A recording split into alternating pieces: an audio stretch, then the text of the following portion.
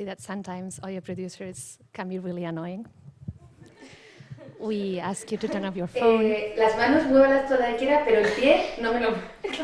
We can even turn off your fridge. O muévalo, pero sin levantarlo del suelo. Vale. And when everybody has left, we remain there, quiet and still, recording the silence of the room. That silence, we call it room tone. And we use it later in the process of editing so that silences sound more real and more natural. When I started to think about this podcast, I asked some of my friends to send me some of their room tones. This one is from Joaquin in Ushuaia.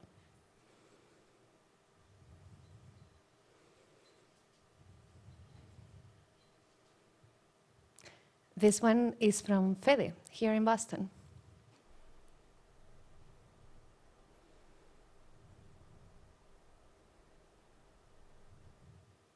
And this one is mine, after an interview in Guadalajara.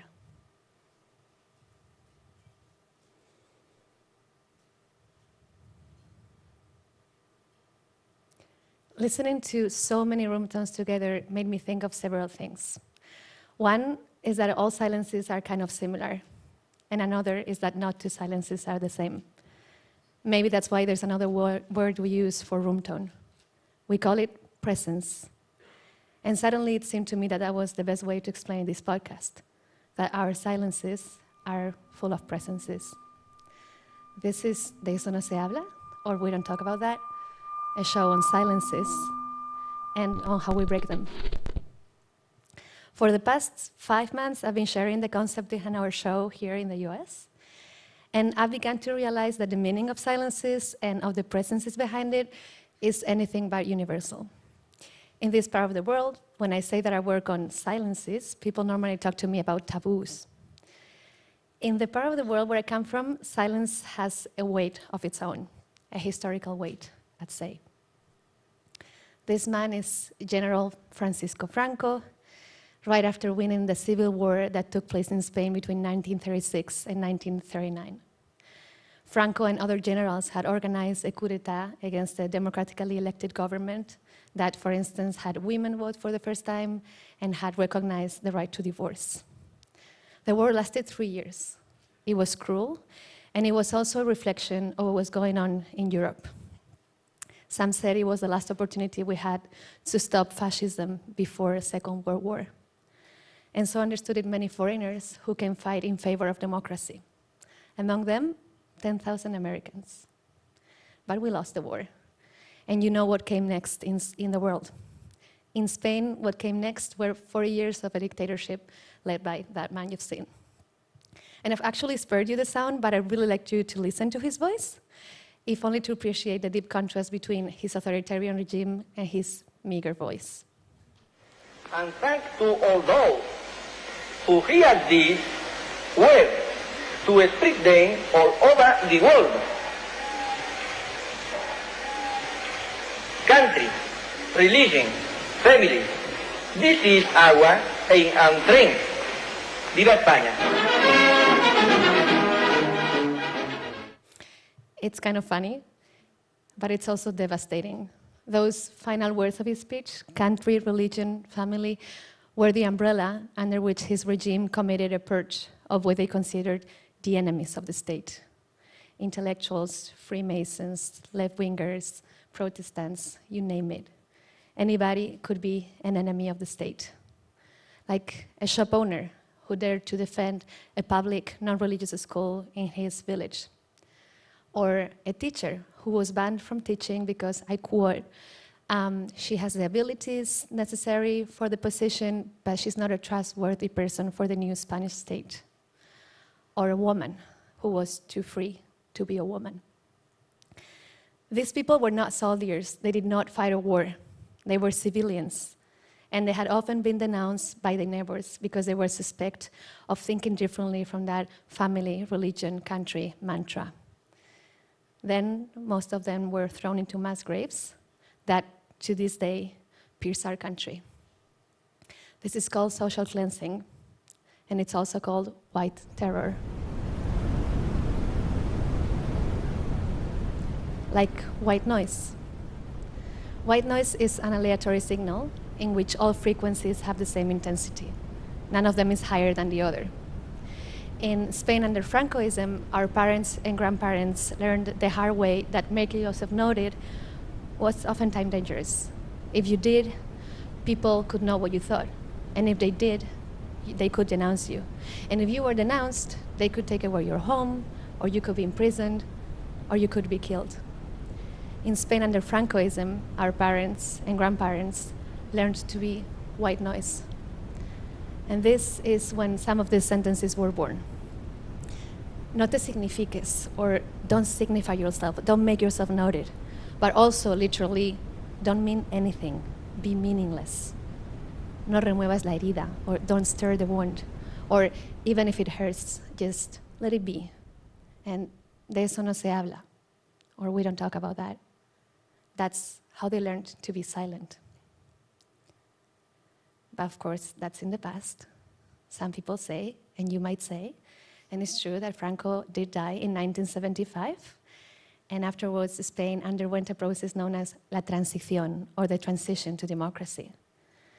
In this process, most political forces decided that in order to attain democracy, we had to put the past in the past and just look forward. This process was called el pacto de silencio, or the pact of silence. And it's been extremely successful. Most of us were brought up with the same sentences that our parents and grandparents were brought up with. This is my dad, Godo. ¿Tú te acuerdas alguna vez de pequeña que me dijeras algo parecido a no te signifiques? Con esa expresión, no, porque no es mi expresión, no te signifiques. Que no seas de cabecilla de nada, que vayas más sin ir con la ropa de domingo siempre, que vayas tranquilita, porque no vayas en primera línea, porque si hay palos, esa es la primera que vas a recibir. Estas cosas. This is my friend Fanny.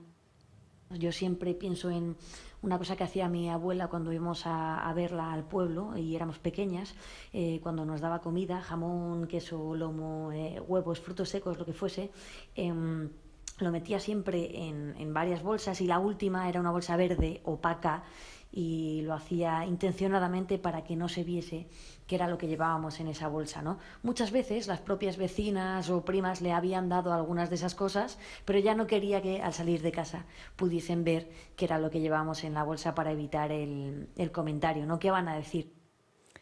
And this is my friend Emilio. Cuando mi abuela escuchaba a sus hijos, a mi padre y a sus hermanos hablando del pasado y recordando cosas de cuando era pequeño, y ella intuía que en algún momento podían hablar de su padre, mi abuela pegaba un golpe en la mesa, en la cocina, se hacía un silencio y tardaban unos segundos en cambiar de conversación, ¿no? Porque ahí había un territorio del que no se podía hablar. In the country where I come from, silences aren't born out of taboos. They're born out of fear, inherited fear. And that's why some of us become diggers.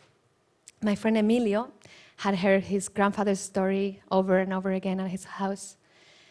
He was actually the shop owner you've seen in the first picture. He was killed and then he was thrown into a mass grave with other 13 people.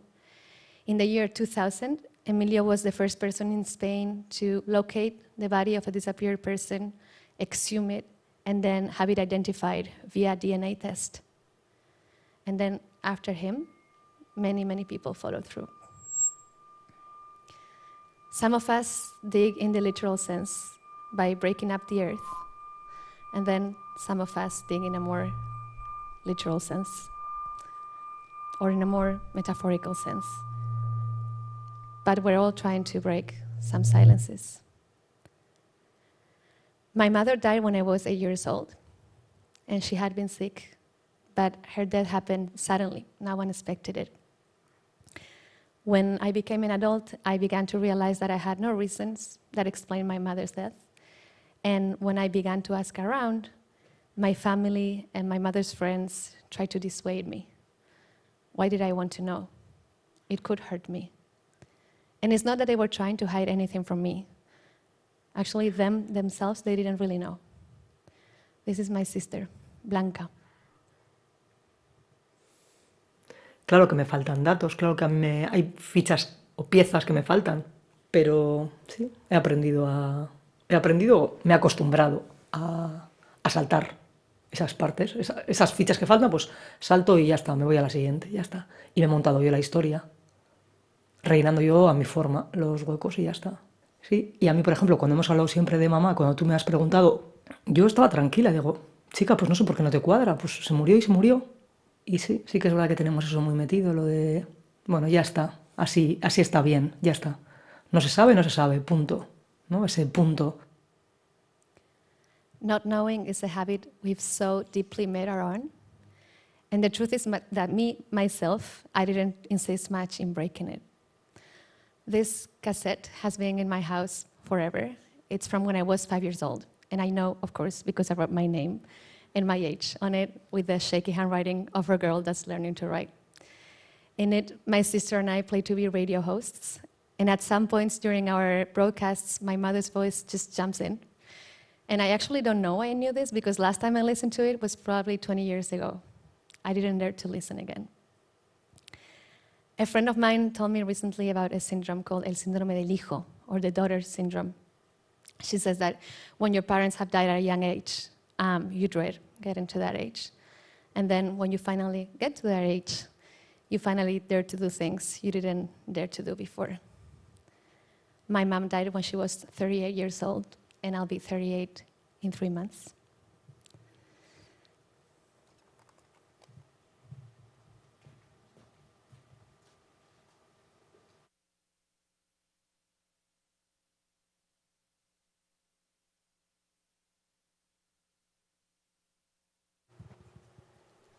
This is the origin of the Eso no se habla, a show that connects the dots between the personal and the collective silences, and a show that tries to break them.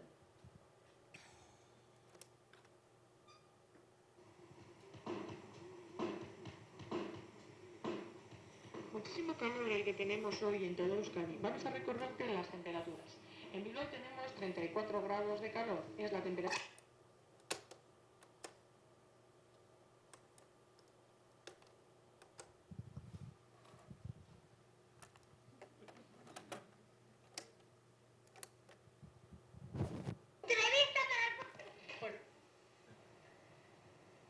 En ninguno. ¿Ese es el primero?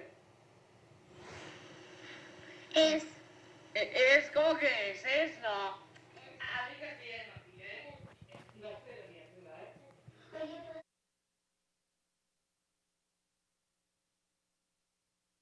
¿Vale? Mireia Marín, Mireia Karim. Surea Marí, Surea Karim. Lorita lleva Marí. Ais Karim. Surea Karim, no, ese no es está. Blanca. Blanca, ¿se va tu teléfono? 13.